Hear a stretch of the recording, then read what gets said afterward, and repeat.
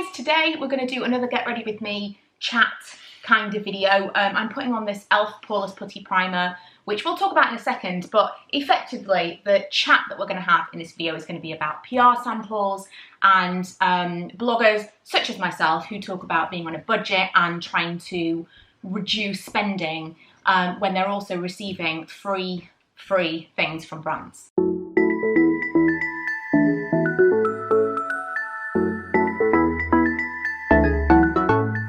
So first of all, this primer, everyone loved it. Everyone said how amazing it was. I ended up buying it twice because I bought it from Superdrug. It went to the wrong address, and I bought it a second time because people just told me it is amazing. And I just couldn't get on board with it. When I first had it, it wasn't working for me. And I was applying it kind of with my fingertip, putting it in the areas that I wanted it.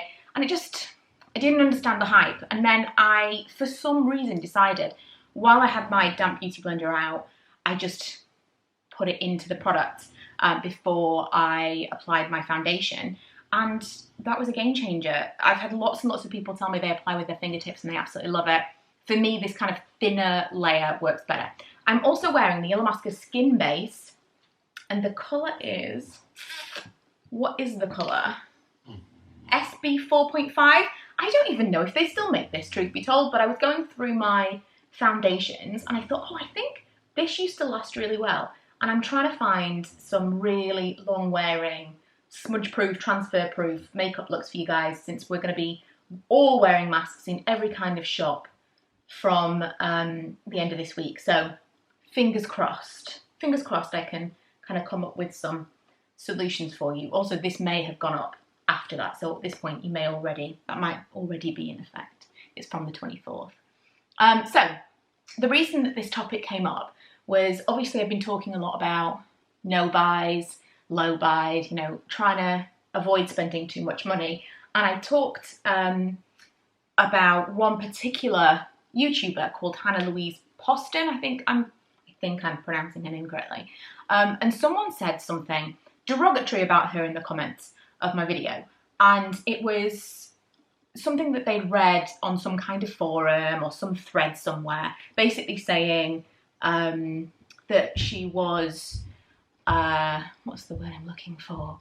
Disingenuous because of how much PR she receives. There were various other things. I mean, I'm not into that anyway. Say what you want to say, but I'm not gonna promote forums that are dedicated to bashing people. So there's that to begin with. Already I was like, okay, I hear what you're saying, but this is actually settling into every line, so we will see how this goes. But I remember it, it was a while ago, but I remember it being a really nice kind of thin, again, it's called a skin base, so it's like a thin natural cover base product, but it lasted a really long time. It kind of set on the skin, so we shall see. You can't have it all. So yeah, they were talking about this specific person, and it just kind of brought a conversation up where I was thinking, well, I kind of had never really thought about it from that perspective. And we talked a little bit about it, and since then I've talked to some other people about it on Instagram and things, and realised it's probably a conversation that we could have. So as well, a couple of people have asked me how much PR I still receive, and I'm seeing that through the lens of, well, what they're really asking is this, when in actual fact, maybe that's all they're asking. By the way, this is the Instant Age Rewind from Maybelline, and it's the brightening one, the very, very light pink. I'm just putting it on the inner corners of my eyes because I don't really need any more product on this area, because that is where I've got the fine lines that already the foundation is kind of settling into. I'm going to put on some Born to Glow Liquid Illuminator from NYX. The colour is Gleam. I'm thinking I'm going to just do this and not do any kind of blush, because I'm going to do something a little bit funky by my standards with my eyes. So just to kind of answer that, for those of you who have wondered, I don't receive a tremendous amount of PR these days. Now, because the ruling now is that every single time you talk about something that has been gifted, and now I'm wondering if something was gifted, it's possible that the Illuminate Skin Base was gifted. It was so long ago, I think it might have been gifted. Already I've forgotten to tell you. So because of that, I think it's brought to the forefront of people's minds every single time you mention, oh, this was gifted to me, or this was gifted to me. It's a bit more on your mind. It's a bit kind of, it's there, isn't it? Which is perfectly fine. It's not a secret when something was given to you. It's just, I feel that it is slightly distracting when it's every single time you mention something. If you've had something for years and years and years, like, there is absolutely no benefit for me to talk about this. I haven't spoken to anyone from Illamasqua for a really long time. And if no one ever sends me anything for free, again, that doesn't affect me at all, personally. But I know the reasoning behind the disclosure. It's just, I do feel, as with so much, that it has been a few people who perhaps weren't entirely honest and were leading people to believe that they were living this life of excess completely on their own dollar, that made it so that people can't trust reviewers and YouTubers and bloggers and all of that stuff, which is, I don't know, it's just, that's like a larger conversation to have, but that is kind of how I feel about it. The like over disclosuring or over disclosing of things, it feels like you're constantly reminding people of something that I felt was always obvious. I felt I was always very open with everything. And so now it feels almost like I'm saying, remember how we might not be honest. Remember how I received this for free. So what I'm saying might not be true, which is not actually the case. Maybe, I don't know, maybe you feel differently. I'm sure you do. But for me, it's almost like saying, but take this with a pinch of salt because this wasn't something I paid for. And that does not impact my personal review. So I think that's, you know, my own personal thing with it. But I already clearly have a gripe with the whole thing about PR because I think people see it differently than I do. And that, as I said, may be a result of other people taking the piss and not being completely honest. But I also think that that's why people see PR as literally as gifts. So if you see that, let's say Hannah receives something and she's like, wow, okay, I received this, this is great, I'm going to review this. That is something that has been brought into her collection that she didn't have to purchase. And so on the one hand, I can see why that would be kind of at odds with a minimalistic and less spending persona, because if I'm saying I'm only spending £50 in a month on makeup, which is a lot of money, but let's say, and then I am receiving £100 worth of PR, which I'm not usually, then it's difficult to reconcile those two things because I'm not your average consumer at that point. It's not only £50 worth of things that are coming in, it's actually £150 worth of things coming in, and I'm only paying for £50 of it. Speaking of, this was sent to me. This is the Bobbi Brown Longwear Cream Shadow Stick in Bark. Now, how I feel, like, I'm going to give this as an example. How I feel about a lot of the PR stuff is most of it I would never have purchased. I receive things that you never hear me talk about because if it's something that just does not organically make its way into a video, then I am effectively doing exactly what the brand wants me to do when they send me that product. If a makeup company sends me, let's say, an eyeshadow palette, and we haven't had a conversation about it, they haven't emailed me first to ask me whether or not I want that eyeshadow palette, they've just sent it to me, then absolute ideal situation is they send it to all these bloggers, these YouTubers, these whatever, and they decide that out of some kind of obligation, this has been sent to me for free and so I have to talk about it, they will promote it. And I think a lot of people do struggle with that. A lot of people who do receive PR do struggle with, well, I should promote this thing because it's been sent to me. I should show that I am grateful. And grateful is a real thing I have a problem with because I've had lots of people on YouTube, commenters, in the past tell me that I should be more grateful for PR that I receive. I think that's a really slippery slope because once you feel grateful, because I think there's two different kinds of grateful. But once you start to feel grateful, once you start to feel like, wow, okay, I've received this thing for free, and I'm now obliged to talk about it, then that kind of must cloud your,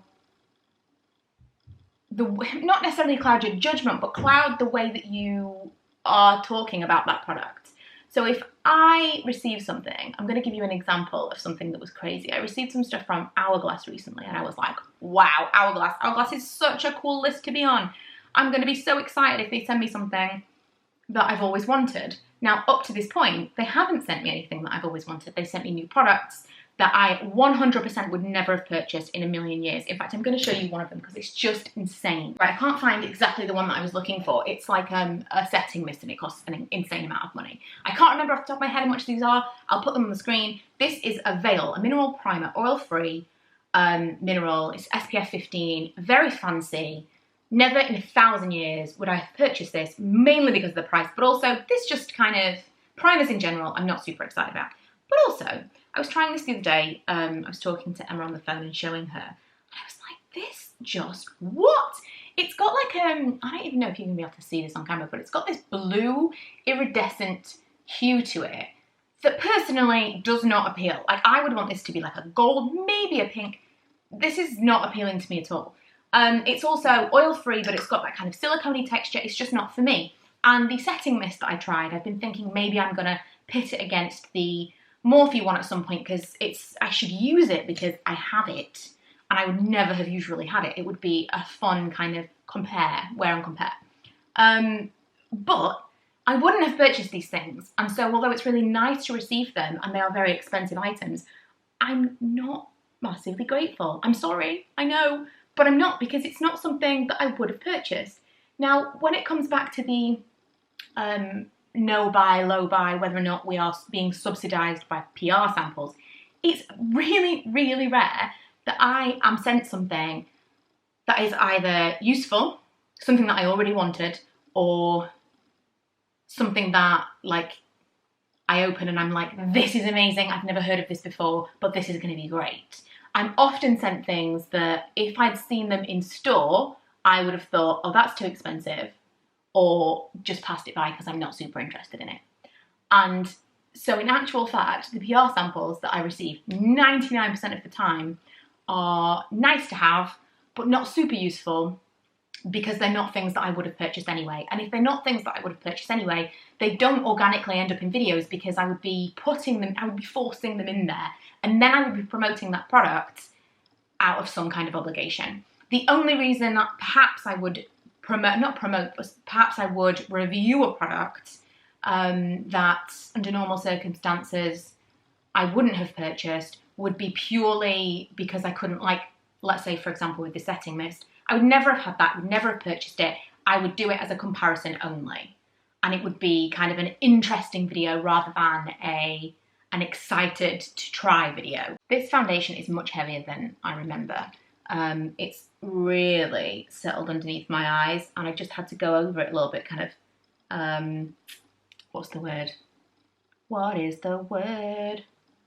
I want to say overlap it, layer it is the word I'm looking for. Had to just layer it a little bit to add a bit more here because it was looking really unattractive. I have a feeling this will not stay on my face all day. Next, I'm going to use this Jaclyn Hill Armed and Gorgeous. Now, again, in the interest of full disclosure, I purchased this, but I was also sent a second one for something completely different. And I gave the second one to my nail tech at Christmas time. So I'm just going to kind of like play around with some of these colours because I want to do something a little bit smoky with my eyes and something a little bit different. So another thing that was brought up very recently, I saw a comment, and this was from someone who'd clearly just kind of randomly found an old video. I don't think this was someone who followed me anyway.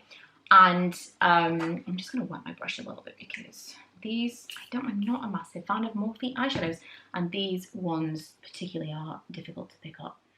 And she said I assume it was a she, said that I shouldn't take into consideration cost when reviewing. And this kind of goes back to the last video that we did like this.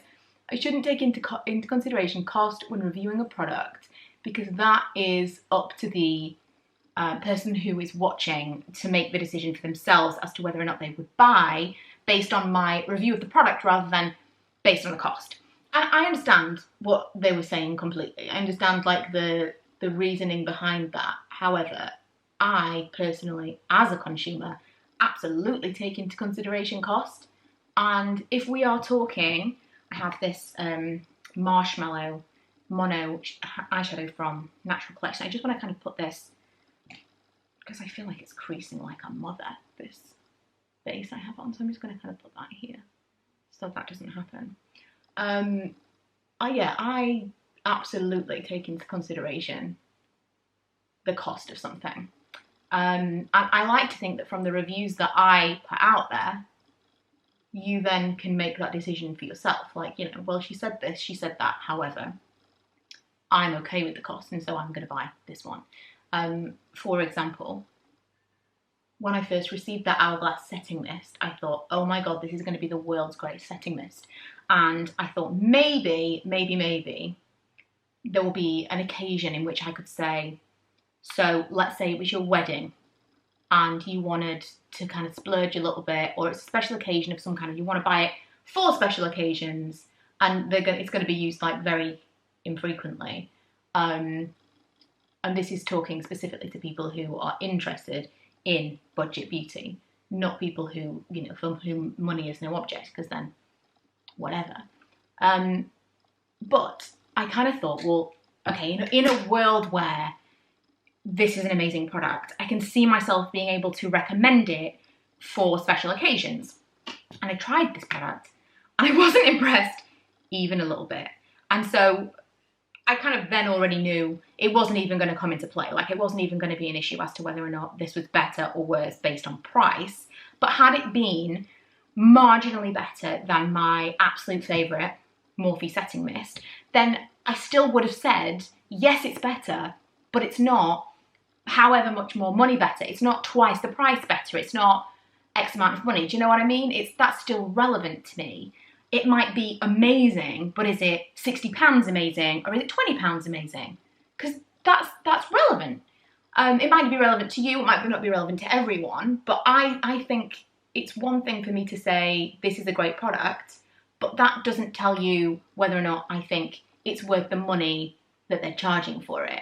And as a consumer, I would want a reviewer to tell me that. Going back to the original topic, because we did get off on a little bit of a tangent, as per normal, I do think that if you're talking about people buying things specifically to review, because I've been there, I have been in a position where I am spending a lot of money on products specifically to review, like I'm buying lots of colours of something, or buying something as soon as it comes out, buying certain things that honestly I wasn't even massively excited about, but I knew you guys would be interested in, and so I would purchase it just to review. I stopped doing that a while ago, but if we're talking about that kind of reviewer, then receiving PR then basically just allows them to do that without it being a huge cost to them.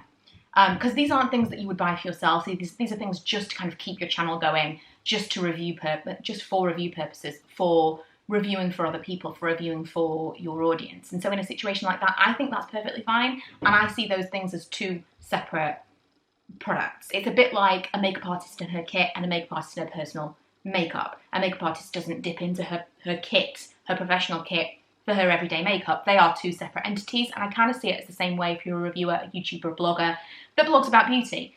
And so you can also kind of put it in that category as well. You can put it in that context if we're talking about someone who does this as quite a substantial thing. Ultimately, it's going to come down to personal opinion as to whether or not you agree that PR is subsidising someone's beauty spends. But for me personally, it very, very rarely has happened that I have been sent something that I was already going to purchase. A handful of times it's happened, but very, very rarely. It's also rare to receive a product in the right colour. It's rare to receive something, let's say a foundation or a concealer. It's not often that you get that in a colour that you can actually use. And so it ends up being, so you'll review it, you'll use this for the review, but then you'll never use it again because it's not actually the right colour for you. In terms of gifting, like I said earlier, it's not really a gift. There are definitely strings attached. Now, I see these as two different things. There's two different ways of something being gifted to a YouTuber, a blogger, or whatever. And it's usually solicited or not solicited, unsolicited. So most of the stuff that I do receive, there's not been any kind of correspondence about it. There's not been an email saying I'm going to send you this or do you want this. I'm on a list for certain places and then that thing just arrives. And so I don't know what to expect. I haven't said, yes, I want to receive this. It's just arrived. And I'm talking maybe once a week. It's probably more like once every 2 weeks. A parcel will arrive from somewhere. It could be a palette. It could be some shampoo. It could be a body lotion. It could be like a really cool, set of new things.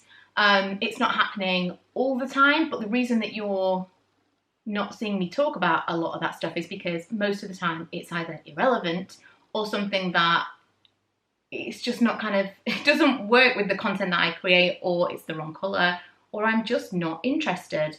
And the thing with the obligation, the thing with the strings attached, is that it is assumed that you will talk about it. If someone was to say, would you like to receive this palette?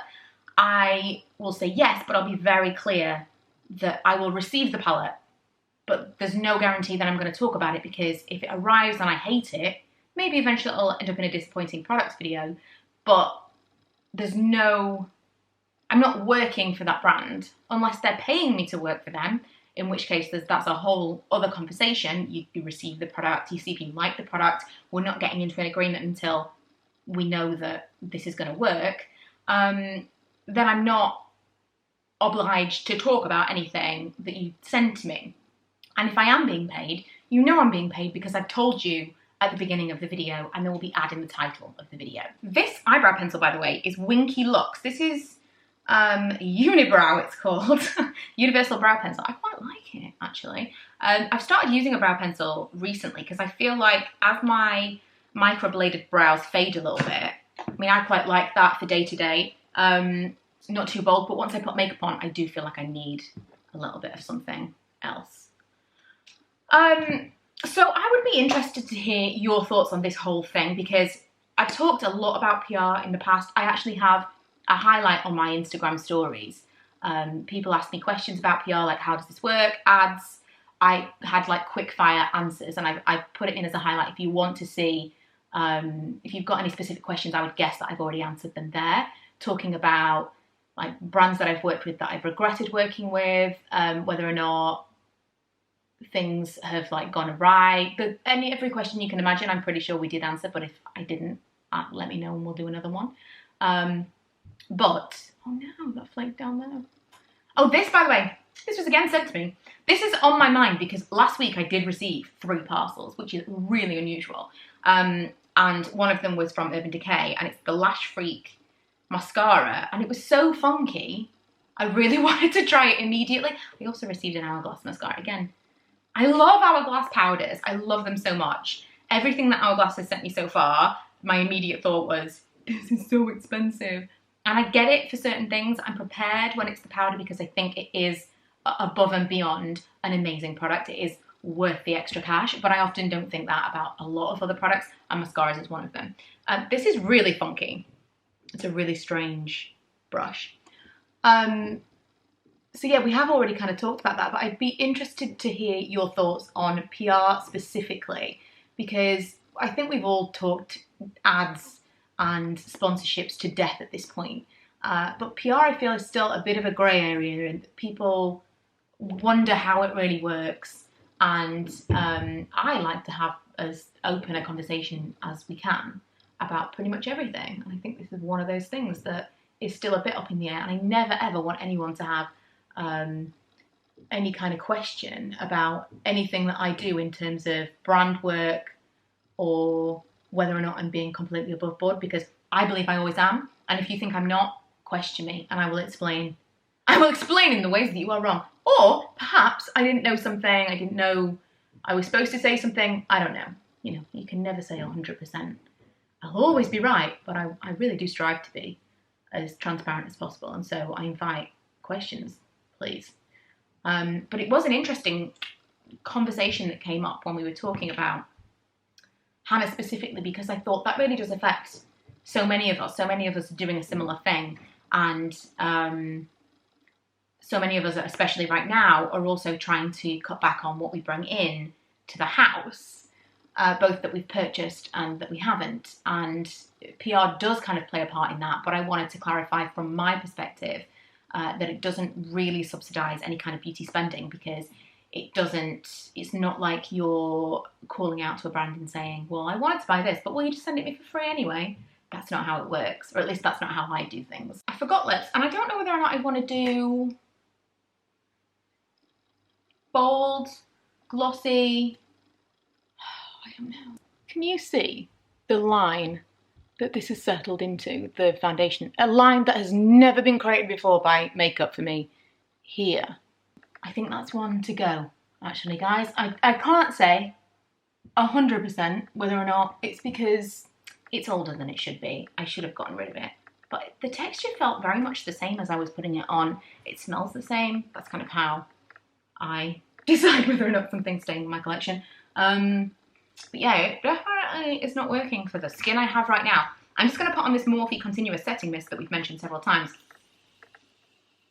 I love it so much. I put on this lip liner from Max Factor. It's the colour Elixir Lip Liner in Pink Petal. This is supposed to be kind of like a dupe for the Charlotte Tilbury. It's too pale, but the texture is very similar. I would say when I first purchased it, it was very dry, and I thought, well, this is quite disappointing because it's not what I thought it was going to be. But in actual fact, once I sharpened it, it was much softer, and it's softer now. Right, over the top of the pencil, I'm going to wear the Too Faced Lip Injection. This is the original lip injector. Do you remember this? Remember the packaging used to be black? It used to be black tube. No, a black. What did it have? Was it a black tube? No, it was just a black lid. I remember buying this from Boots, putting it on in the car. It wasn't my car because I didn't drive then. Looking in the mirror and being like, whoa, it feels so weird. I would just like to say that aside from the fact that it's kind of all fallen into my pores here, this area that looked really unattractive, that Morphe setting spray, has really done a number on. It really does look so much better. I don't know whether or not this is going to be obvious on camera, but here is not cute, here was not cute, but this is like now great. So we shall see how this wears throughout the day. But yeah, turning off this little mirror light that I have now. Hopefully this was a kind of another fun conversation to have. Maybe it's something that you'd considered before, and maybe it's answered some questions that you had. Maybe it's just created more questions. Who knows? But I would love to know what you think about this. I would love to know, would you, in an ideal world, like your reviewers to never receive anything for free? Honestly, I'm kind of at the stage where I don't receive anything that I would have purchased anyway. So the things that I do receive are nice to have, but from a review perspective, I'm not using them often because I want to talk about things that I want to talk about. If I was to give a package of Hourglass makeup to a friend, it'd be like, great, wow, free Hourglass makeup. But for me, anything that I'm using on my face, I want it to be something that I eventually want to talk to you guys about. And I would never have purchased this. I would never purchase £100 face cream. That's happened before. I've received serums and things that are astronomical. If it's a £50 serum that I've purchased myself, I feel comfortable talking about that. But if it's a £100 serum that I know, it doesn't matter what it does, I'm never going to purchase it again. It feels disingenuous to talk about that product. And so PR isn't always actually a benefit. It's really nice to have the things for personal use, but from my perspective, the money that I spend on makeup, I want it to be able to serve dual purpose, and I want it to be able to be something that I can recommend to you, and I just wouldn't recommend something that I wouldn't purchase myself. So that's kind of my take. Can't wait to hear yours, and I'm gonna now spend the rest of my morning filming other videos for you that I hope you will enjoy as well. I'll see you guys next time. Bye!